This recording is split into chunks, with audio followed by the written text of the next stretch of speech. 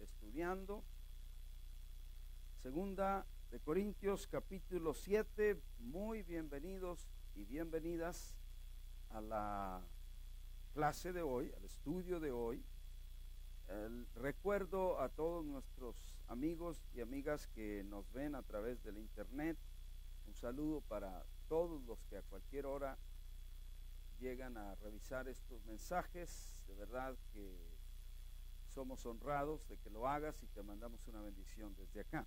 Pero recuerdo a ellos y a ustedes que hoy es el último viernes de abril. Entonces, el mes de abril, año 2018, por si luego se ve por ahí en otra fecha. Pero hoy vamos a estudiar el capítulo 7 de Segunda de Corintios y hoy ponemos pausa a los estudios de las epístolas por un mes. Diga conmigo, por un mes. Ok, porque por un mes vamos a estar, en todo el mes de mayo vamos a estar hablando de temas que son referentes a la familia, temas que mejoran la familia, temas que nos ayudan a ser una familia funcional, no disfuncional. Hay muchas familias disfuncionales, pero todo el mes de mayo, los viernes, yo voy a estar enseñando temas que espero que te desafíen a llevar a tu familia a ser una familia funcional, que tus hijos sean felices ahí, que los cónyuges sean felices, que todo el mundo viva en esa bendición que Dios quiso que tuviéramos en la familia. Así es que ya sabe, hoy ponemos pausa después del estudio de hoy, pero retomamos en junio con la ayuda del Señor. Todos decimos, gracias Señor. Vamos adelante. El capítulo 7 de Segunda de Corintios, siempre le pongo un título, no porque deba de ir, sino porque se me hace bueno ponérselo. Y se me hace bueno ponérselo porque quiero ayudarte a que cuando salgas de este estudio no sea nada más, bueno, estudiamos la Biblia, sino que lleves un enfoque y que digas, bueno, en esto se enfocó el pastor y en esto fue lo que nos dio como principal tema. Cada capítulo ya sabes que toca a veces muchos temas, pero el título que yo le puse hoy dice, el arrepentimiento verdadero da buen fruto. Dígalo conmigo, el arrepentimiento verdadero da buen fruto. ¿Cuántos saben que buen fruto es algo bueno? Mal fruto es algo malo. Buen fruto es, para mí, se me viene a la mente, y busqué imágenes, pero no la hallé a tiempo. Se me viene a la mente la visión que tuvo Faraón de allá cuando José estaba en Egipto y que dijo, yo soñaba 7 espigas robustas y 7 flacas, así como las vacas, ¿verdad? Muy encurtidas. Y entonces pensaba en esas espigas robustas como representantes de el buen fruto.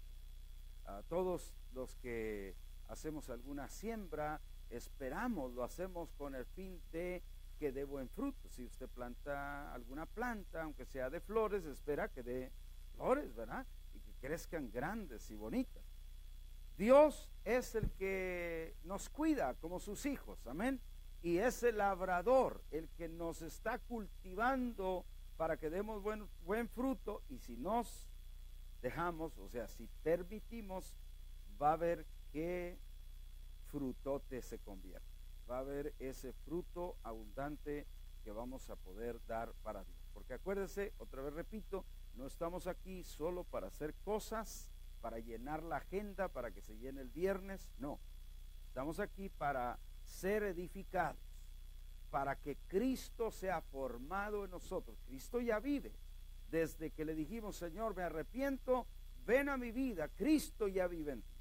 Pero muchos decimos, yo no lo veo, no lo siento, no sé si está. Por los sentidos naturales nunca lo vas a descubrir. Tiene que ser por el sentido de la fe. La fe tiene sentidos, la fe oye, la fe mira, la fe huele, la fe toca, la fe gusta. el sentido espiritual es el que nos da la seguridad de que Dios está en nosotros, vive en nosotros y desde ahí se manifiesta. Vamos a entrar entonces a 2 Corintios capítulo 7. Yo le puse 3 partes, usualmente le pongo 4, pero la tercera es un poquito más larga que las demás, así es que le encontré 3 partes en este capítulo y la conclusión. Primera parte, vive siempre para agradar a Dios. Vive siempre para agradar a Dios. Mira el verso 1 del capítulo 7. Así que, amados, fíjate cómo empieza Pablo. Amados. Qué bonito, ¿verdad? No dice, así que malagradecidos, así que buenos para nada. No, amados. Aunque los corintios eran tremendillos, pero Pablo, como quiera, se refiere a ellos así como Dios se referiría a nosotros. Y esa es la manera que nosotros tenemos que referirnos y considerar a todos nuestros amados también. Así que, amados, dice, puesto que tenemos tales promesas. ¿Cuáles promesas? Fíjate las que estudiamos la semana pasada. Somos el templo del Espíritu Santo. Somos la morada de Dios aquí en la tierra. Dios es tu Padre. Tú y yo somos sus hijos y sus hijas. ¿No es eso maravilloso, hermano? Por eso Pablo dice, puesto que tenemos tales promesas, ahora sí dice, limpiémonos de toda contaminación de carne y de espíritu, perfeccionando la santidad en el temor de Dios. En otras palabras, Él no pide que nosotros seamos santos, porque nunca nosotros vamos a poder ser santos. Ya establecimos, y lo hemos hecho varias veces, en varias ocasiones, establecimos que solo Jesucristo es el que nos hace santos. Y nos hace santos porque nos santifica. Y nos santifica porque nos quita el pecado. Y entonces eso es lo único que nos santifica a nosotros. Pero dice que a nosotros nos toca estar ahí vigilantes, que eso que Cristo ha hecho no se pierda, no se maltrate, no se dañe. Si decimos, la gracia de Dios me salva y entonces yo puedo vivir como yo quiera. No, no es como tú quieres. La gracia de Dios te salva, pero ahora debemos de vivir ¿cómo? Como Dios quiere. No como yo quiero, pero como Dios quiere. Entonces, ahí perfeccionar la santidad en el temor de Dios y limpiarnos de toda contaminación de carne y de espíritu. Quiere decir que más y más vamos alimentando más al espíritu y menos a la carne, y entonces la carne cada vez se pone más débil. La carne viene siendo acá el hombre carnal, no el cuero, no el estómago. Puede ser que tú tengas hambre y eso es normal, pero cuando hablamos de apetitos carnales estamos hablando de apetitos que son contra Dios, cosas que tú sabes que no le gustan a Dios, cosa sencillísima te voy a decir, criticar a alguien, hablar mal de alguien, levantar falsos de alguien, y la lista es muy larga, hasta pecados sexuales y todo lo demás, pero esos son los pecados carnales. Pero aquí dice que vivamos siempre para agradar a Dios.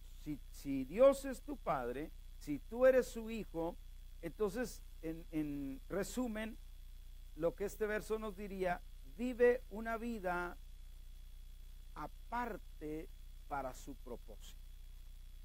¿Cómo es aparte para su propósito? O sea, apartado para su propósito. Cuando un esposo hace feliz a su esposa, aparte de ir a trabajar, de vivir su vida social en lo que necesita vivir, tiene que poner tiempo especial para su esposa. ¿Habrá alguien aquí que lo cree así? Porque de otra manera la esposa va a sentir que está descuidada, que nunca habla conmigo, que llega y no platica. que tú le dices, ¿cómo te fue? Y él dice, bien. Y ahí se acabó la conversación. Aló, estoy pisando algún callillo por ahí, ¿verdad? Como diría el hermano Eugenio, un callillo. Pero igual con Dios. O la esposa, pero si va a buscar que su esposo sea feliz, incluso entre todas las cosas que una esposa tiene que hacer, que son muchísimas, pero tiene que buscar esa parte de agradar a su marido. Bueno, así dice que nosotros somos con el Señor, que vivamos una vida aparte para su propósito. No significa que vamos a dejar el trabajo, que ya no vamos a ganar plata, no, pero que haciendo todo eso le decimos, Señor, yo estoy disponible para tu propósito. Habrá alguien que diga amén en esta hora. Qué bueno. Esa es la primera. La segunda parte lo vi en el verso 6. Vayamos allá.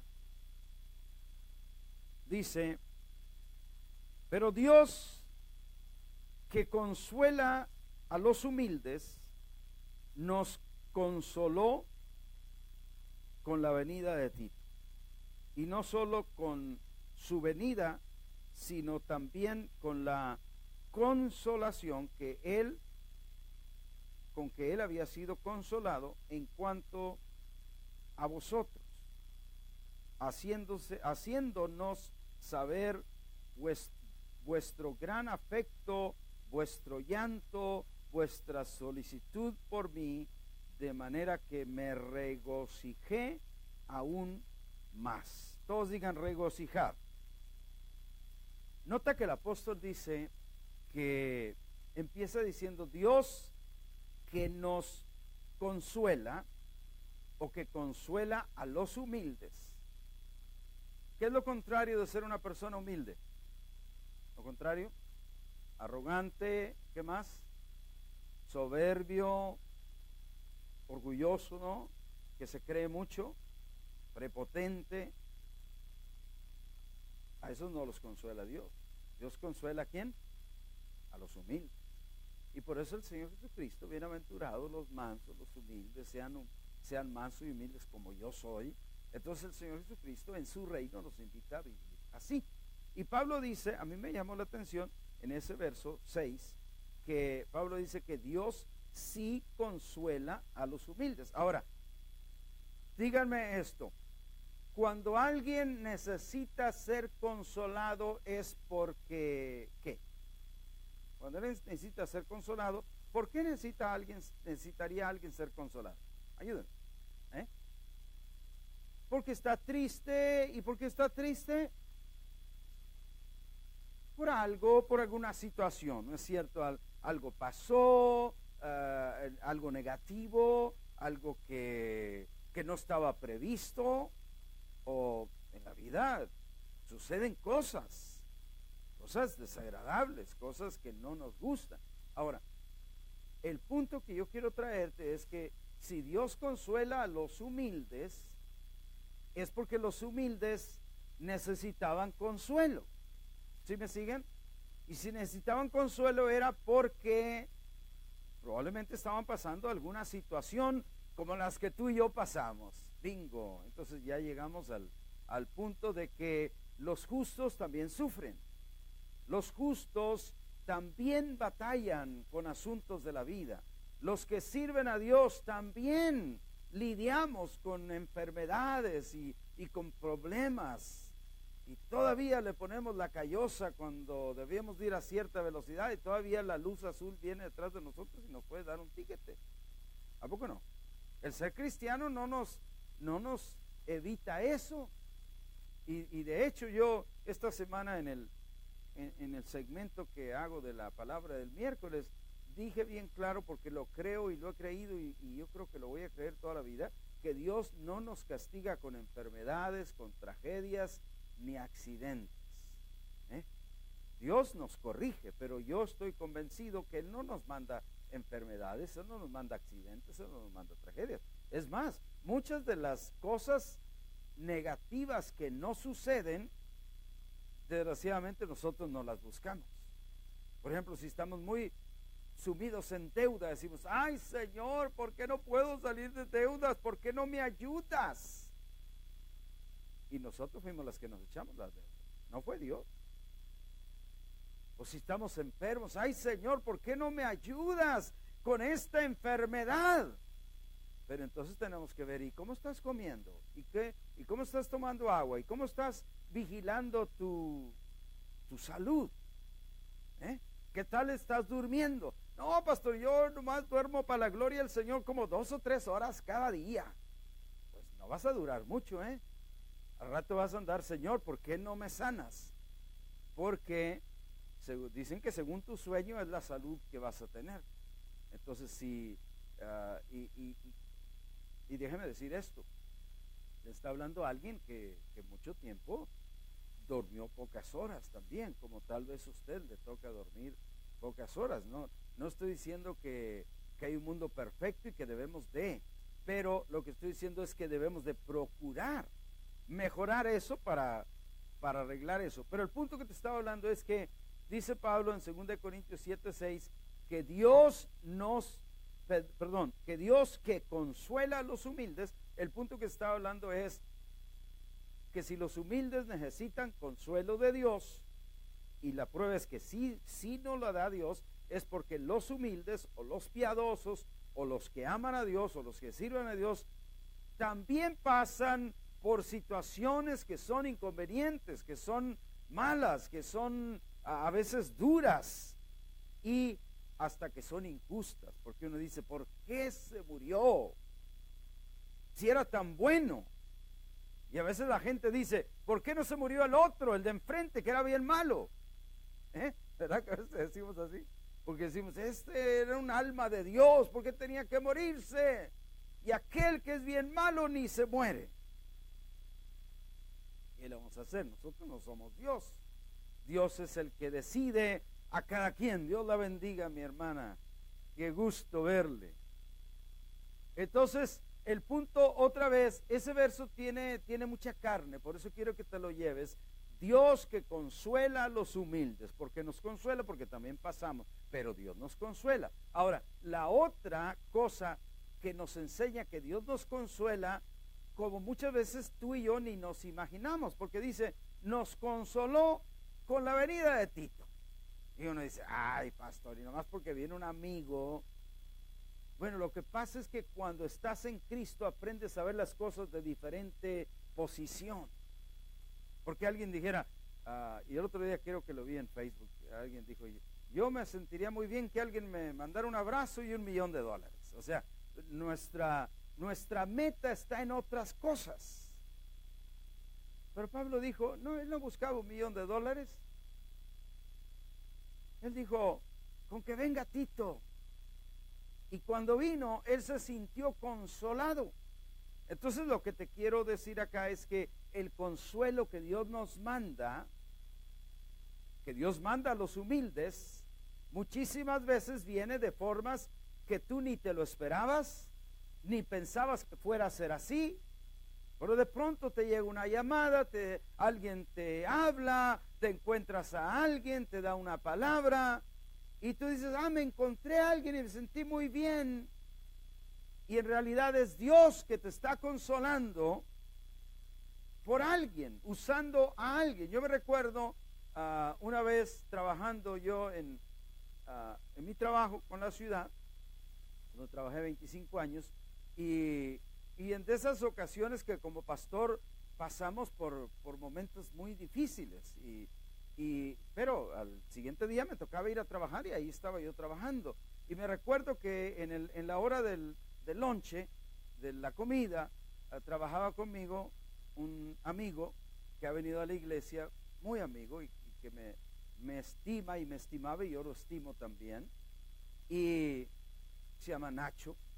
Y cuando estábamos en la hora del almuerzo, del lonche, yo estaba pensativo, ¿no? Orando en mi interior sobre esa situación que estaba pasando en ese momento. Estoy hablando hace muchos años, quizá hace 15, quizá 20 años, estoy hablando hace muchos años. Pero de pronto viene Nacho, mi amigo, mi compañero de trabajo, y me pone junto a mí una botella de agua fría. Y dice, para ti. Entonces, eso me consoló, porque imagínate de que alguien que ni tenía que preocuparse por mí, ni tenía que hacer nada, pero él lo hizo, quizá vio mi semblante, el asunto que estaba pasando, no sé, yo no traté de hacerlo exterior, pero quizá lo vio, y entonces con ese acto tan pequeño, porque en realidad es pequeño, no sé si fue agua o fue soda, porque hace mucho, pero fue algo fresco, algo frío y que me consoló. Y lo que yo quiero decirte, Dios nos consuela, diga fuerte, Dios me consuela. Lo consoló con la venida de Tito y dice, me consoló también contándome de ustedes. Fíjese lo que consolaba a Pablo. Pablo decía, me consoló el saber que ustedes, corintios, saber que ustedes, iglesia, siguen adelante, firmes. Saber que ustedes siguen amándonos, que siguen amando al Señor. Y sabe, yo entiendo, yo comprendo a Pablo, porque no hay cosa que consuele más a un pastor que, como dijo Juan allá en sus epístolas, no tengo mayor gozo que que ver que mis hijos caminan en la verdad. No hay cosa que consuele más a un pastor que ver que la congregación camina amando a Dios. Amén. Camina con deseo de servir a Dios. Y entonces eso nos consuela, como consoló a Pablo también. Pero igual, cuando lo bajas o lo traes al nivel de familia, no hay consolación más grande que ver a tus hijos caminando en la verdad, ¿no es cierto? Que ver a tus hijos sirviendo a Dios, que ver a tus hijos de perdido con un rayito de luz, algo que te preguntan, algo que te dicen. Y tú dices, gracias Señor, porque ahí va tu promesa, ahí se va cumpliendo en mis hijos y en mis hijas. Amén. Y llego a la tercera parte, que te dije que teníamos 3, así es que vamos llegando ahí. Y este es estoy en 2 Corintios capítulo 7, y vamos a leer el versos 8 y 9. Leo el verso y luego te doy el contexto de esos versos. Dice el verso 8 y 9. Porque aunque los contristé con la carta, todos digan, ¿cuál carta? La primera, porque esta es la segunda. Acuérdense que Pablo escribió, y de hecho él escribió 3 cartas, pero nosotros nada más conocemos 2. La primera, la primerita, no hay récord acá. Yo oí una vez al pastor Robert Morris, que Dios lo bendiga y lo fortalezca en su salud, y se está ya restableciendo, decir una vez que esa carta que Pablo escribió, o el Espíritu Santo dijo, no, esa no, en realidad no tiene que estar ahí, y no la puso, o se perdió, o el asunto es que Dios no permitió que estuviera con nosotros y no está.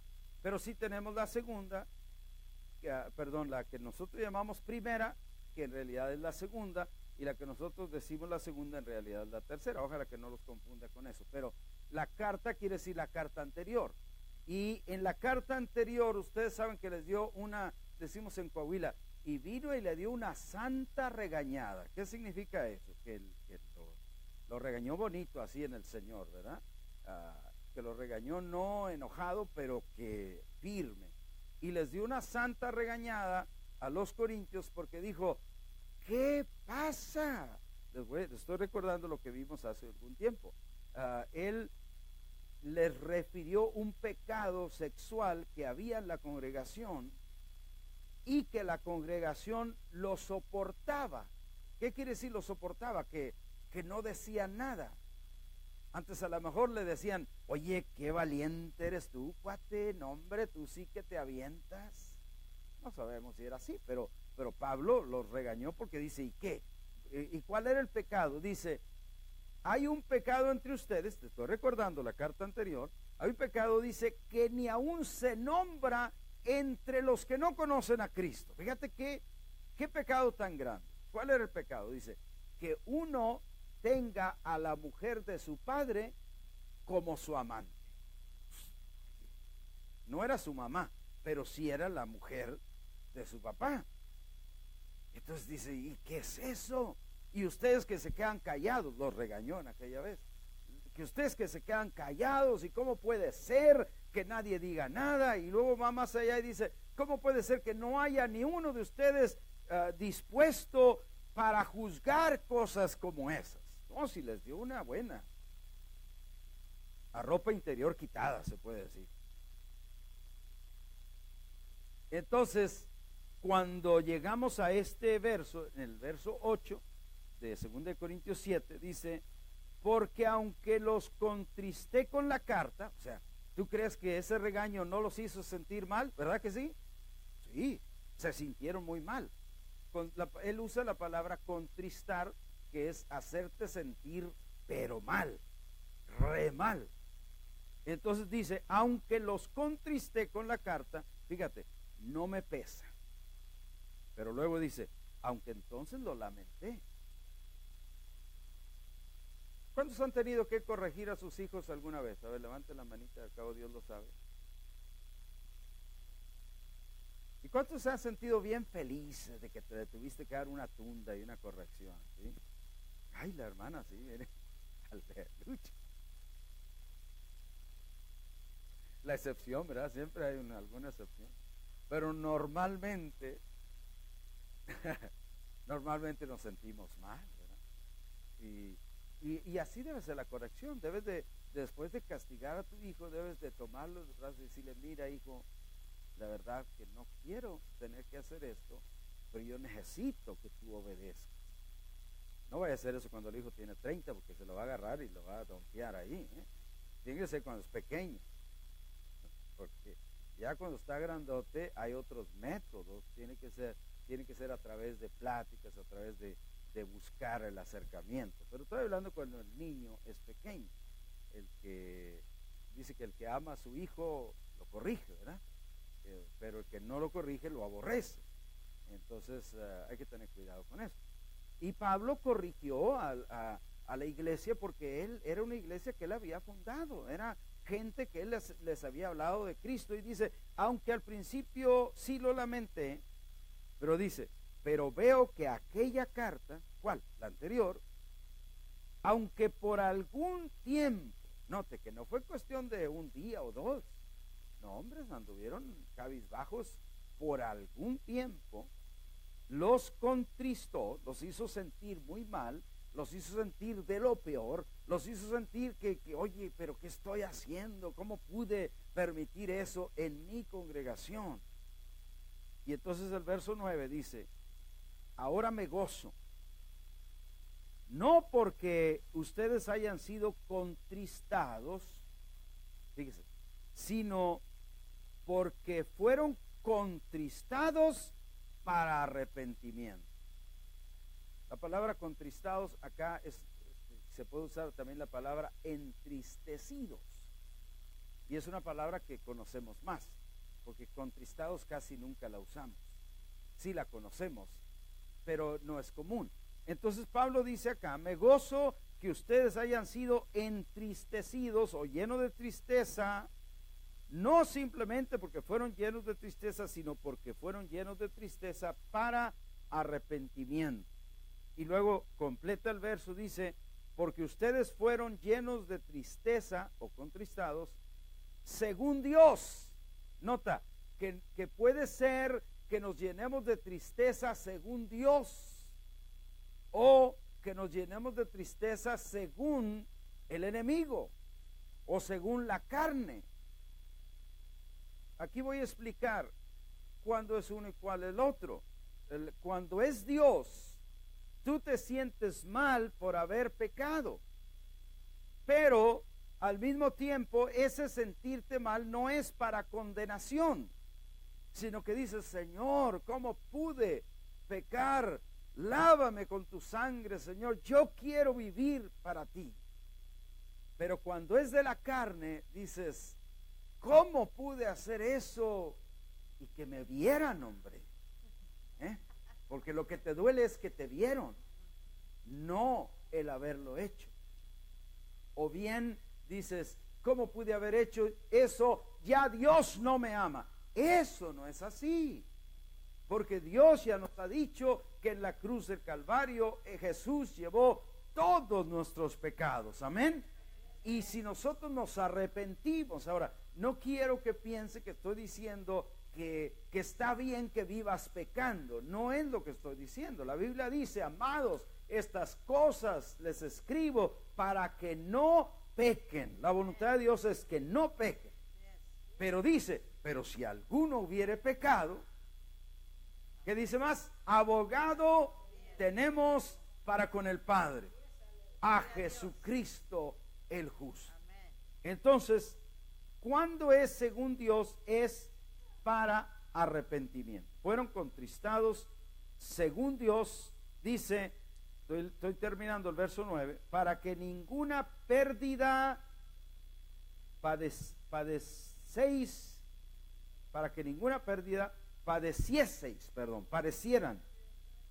padecieran por nuestra parte. O sea que yo los regañé, los contristé, les hice ver su error, no para que ustedes les fuera mal, sino para que sintiéndose mal les fuera bien. Eso es lo que está diciendo.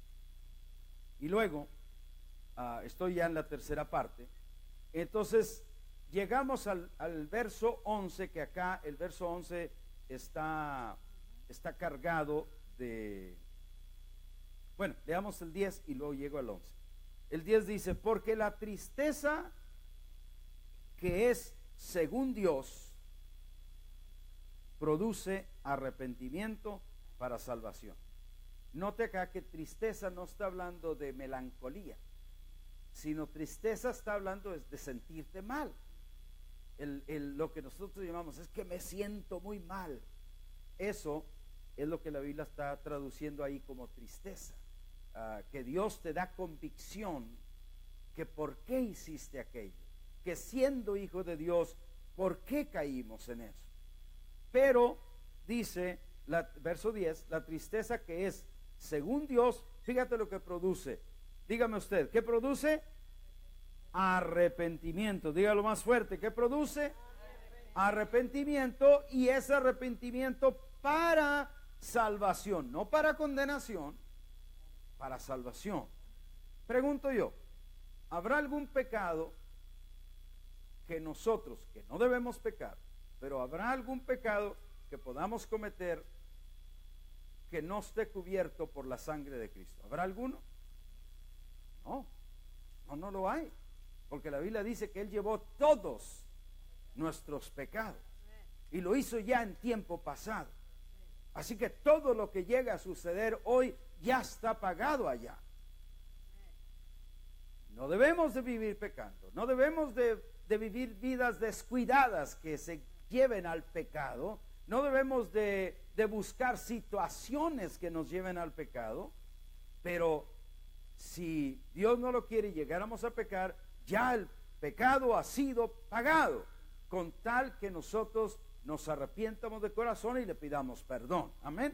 Entonces verso 10 dice que la tristeza que según Dios produce arrepentimiento para salvación, y luego dice de que no hay que arrepentirse. O sea, de esa tristeza ni te sientas mal, porque de que te hayas sentido mal porque hiciste algo que no debías de hacer. Mira, te voy a contar un ejemplo, pero pueden haber aquí cientos o miles. Estás en la tienda, la persona delante de ti está pagando, se le cae uno de a 20 o de a 50 o de 100, pero vamos a decir que es uno de a 20 para que no te sientas tan mal, y entonces das el zapatazo y el otro ni lo vio, y tu zapato está guardando el pecado ahí, porque tú sabes de quién es ese de a 20. La persona se va y tú haces como que se te cae la pluma y levantas el zapato y levantas el...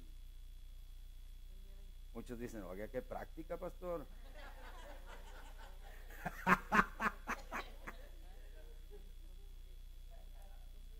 Entonces ya se va la persona, tú pagas y llegas a la casa. No, hombre, Dios me bendijo con uno de a 20.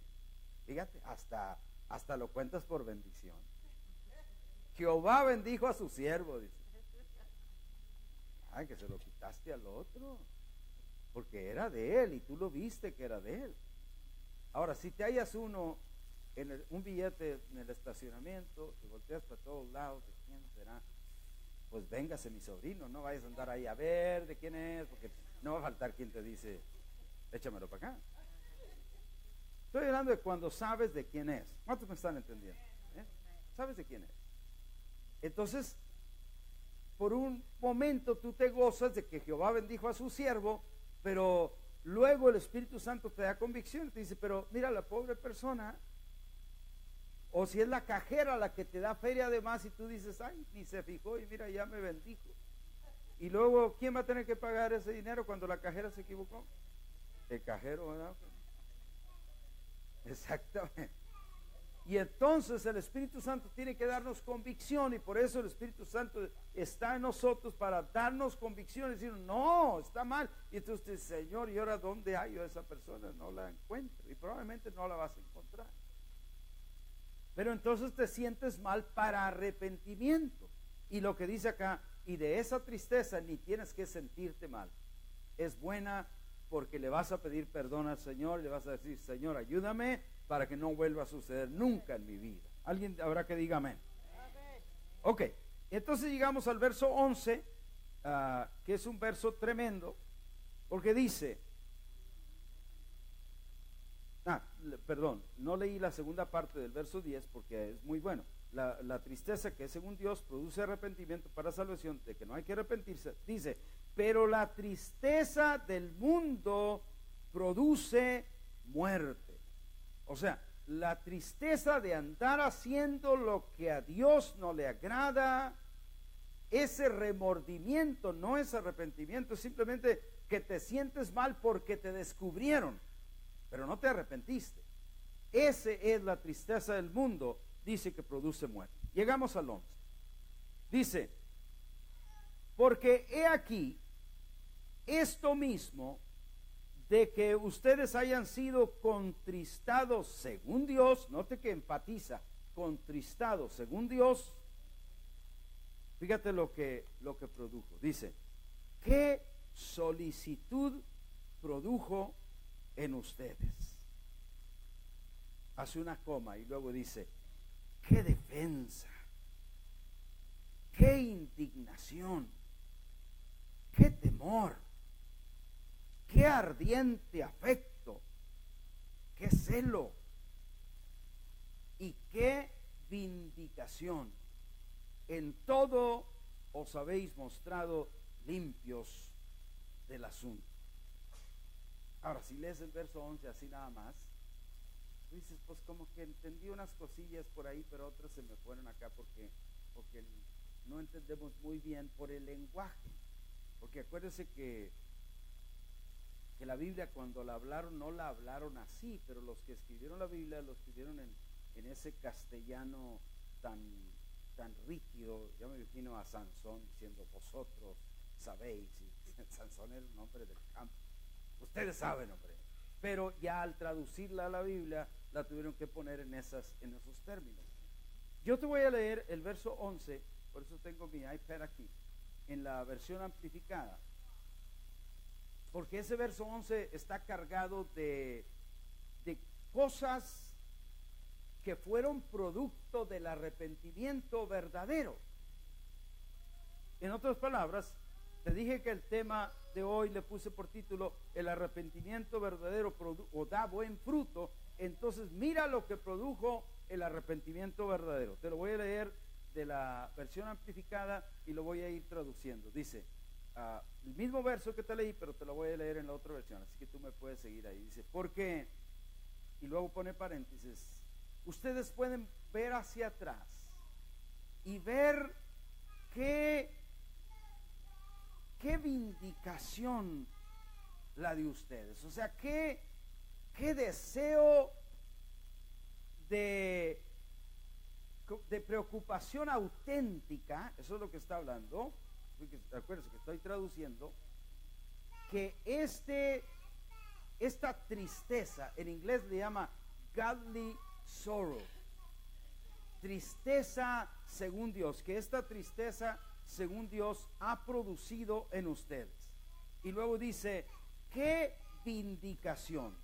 Vindicación quiere decir que el que había sido tomado por mal, de pronto llega al punto donde ahora ya se reivindicó, se hizo claro delante de todas las gentes, Todas las gentes pudieron ver que no es que era tan malo, lo que pasa es que había cometido un error, pero sí ya se corrigió. ¿Qué vindicación? Dice acá, pero hay más. Dice, ¿qué vindicación la de ustedes contra los cargos que ustedes toleraban el pecado? O sea, parte de la carta que te leí o te conté era, esta iglesia tolera el pecado, tolera que un hombre sea el amante de la madre de la esposa de su padre. Y entonces dice, pero cuando ustedes se arrepintieron y sintieron esta tristeza según Dios, ya todos pudieron ver que no es cierto. Ustedes se levantaron para juzgar a tal hombre y para decirle, no, esto no puede hacerlo uno que viene a nuestra congregación. No es que esto no se puede hacer en el mundo, hay mucha gente que lo hará, pero en la congregación en Cristo no puede, porque ¿cómo podemos decir que somos de Cristo y vivir así? ¿Me estoy explicando?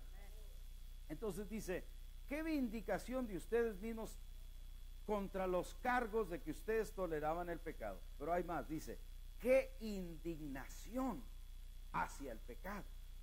O sea, ellos veían al pecado y ahora decían, no, hombre, uchi, yo no quiero de eso, yo no quiero pecar, porque ahora sientes indignación hacia el pecado. Es lo que está hablando Pablo acá. Y luego dice, qué temor de ofender a Dios, dice entre paréntesis, qué temor de ofender a Dios. Acuérdense que Dios no quiere que vivamos con miedo, pero sí el principio de la sabiduría es el temor de Jehová. Si no tenemos respeto de quién es Dios y de vivir como Él quiere que vivamos, vamos a vivir como nosotros querramos. Pero dice, qué temor de ofender a Dios. Y luego dice, qué anhelo de justicia y de vivir justamente. Qué anhelo de justicia y de vivir justamente. En toda la congregación les salió ese anhelo de vivir para Dios, de vivir en la justicia, de vivir justamente, de vivir como Dios quería que vivieran. Luego dice, qué pasión de hacer lo correcto. Fíjese, esta gente dio un giro.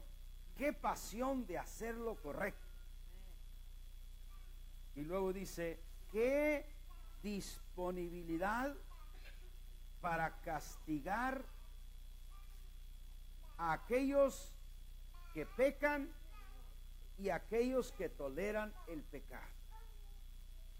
Otra vez, aquí hablamos como que, oye, ¿y la gracia? Bueno, la gracia es la gracia, pero no podemos decirle a alguien que anda pecando, tú estás bien aunque andes pecando, sino que debemos decirle, Dios quiere que dejes el pecado. Amén. Su gracia te perdona, pero abandona el pecado. Y entonces dice, ¿qué disponibilidad de ustedes para castigar el pecado y aquellos que toleran el pecado? Y luego termina diciendo, en cada punto ustedes han probado a ustedes mismos que son inocentes en todo este asunto. Ese es el verso 11. Yo lo vi como un verso cargado de, imagínate una congregación así, que no tolere el pecado, que no quiera vivir en pecado, que quiera vivir en la justicia, que quiera vivir en lo que es justo, que quiera hacer lo que es justo, que esté siempre dispuesto para que dar un buen testimonio delante de la gente. Amén. Y entonces Ahí, casi ya terminando, tengo dos lecturas que hoy nos las van a traer dos jóvenes, dos señoritas de nuestra iglesia, y les he pedido que traigan. ¿Quién trae a Juan 16, 7 al 11? A ver, pase primero. Si me dan el otro, iba a decir el otro teléfono, pero no es teléfono. Ahí va.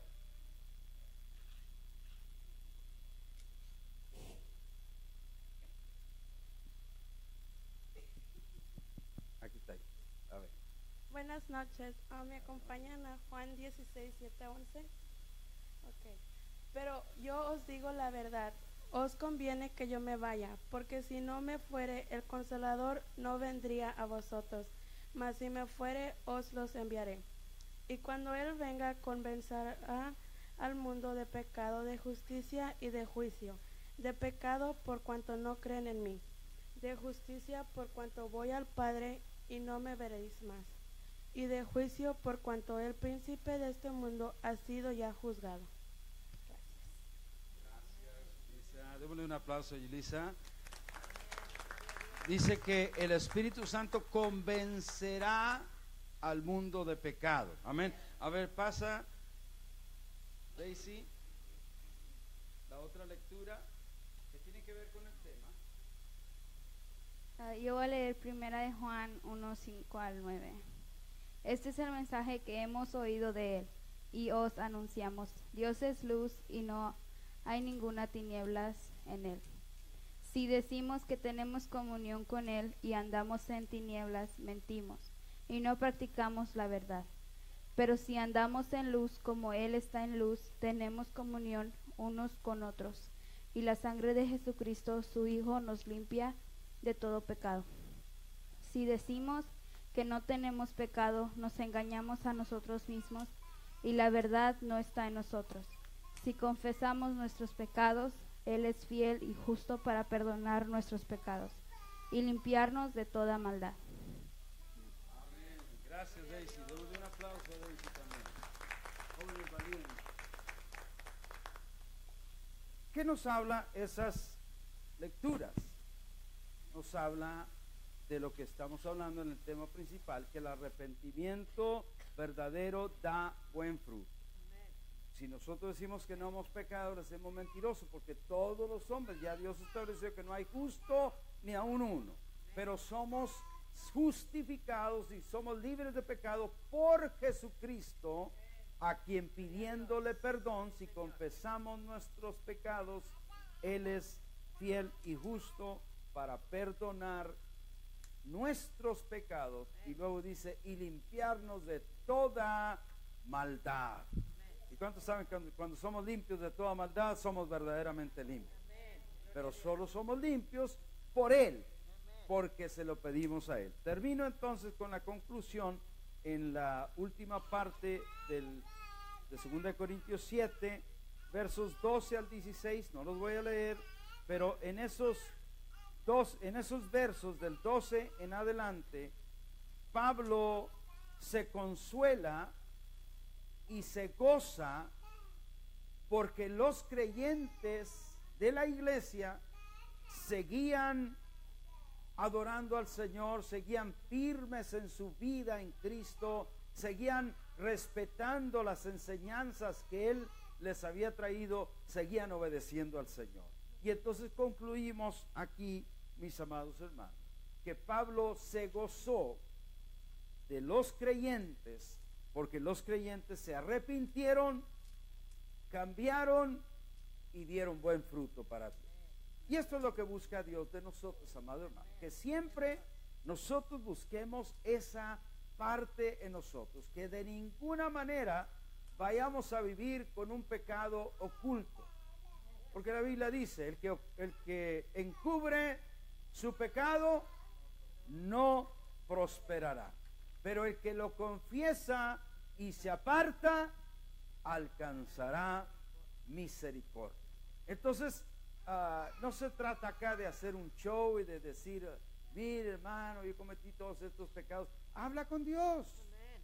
Habla con Dios. A Dios es al quien le confesamos los pecados y a Él es al que le pedimos perdón y viene a perdonarnos. En este día yo espero que la gracia de Dios llene tu vida y que puedas comprender el tema de hoy. El arrepentimiento verdadero da buen fruto. Si no estoy dando fruto, probablemente no me he arrepentido verdaderamente y tengo que ir a Dios y decirle: Señor, ya no quiero vivir así. Quiero que tu sangre, que limpia de todo pecado, me limpie de una vez por todas, y yo decido ya no vivir de esa manera, ofendiéndote y haciendo el mal. Declaro la bendición también para ti que nos ves a cualquier hora del día o de la noche en el internet. Que el Señor esté contigo, te guarde, y también tú puedas decirle: Señor, quiero vivir limpio para ti y quiero dar buen fruto.